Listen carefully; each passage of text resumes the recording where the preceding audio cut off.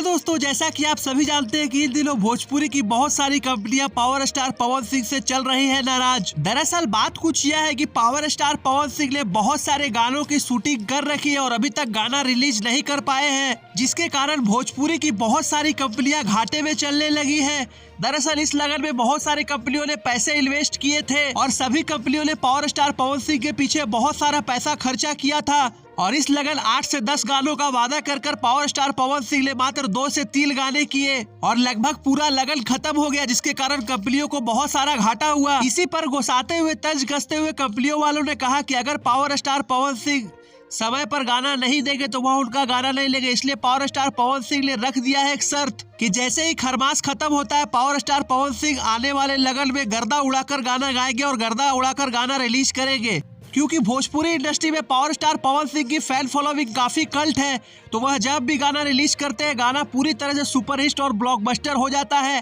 तो उम्मीद है कि खरमास के बाद बैक टू बैक गाना देकर पवन सिंह काफी ज्यादा रिकवरी करवा देंगे सारी कंपनियों का और कंपनी को जो लॉस उठाना पड़ा है वह फिर से फायदे में हो जाएगी। दोस्तों, यह पहली बार नहीं हुआ है, पावर स्टार पवन सिंह ने कितनी कंपनियों को घाटे से फायदे में ला दिया है। उम्मीद करता हूँ कि आपको यह न्यूज पसंद आई होगी, इसलिए वीडियो को लाइक करें, शेयर करें और हमारे चैनल को सब्सक्राइब करें।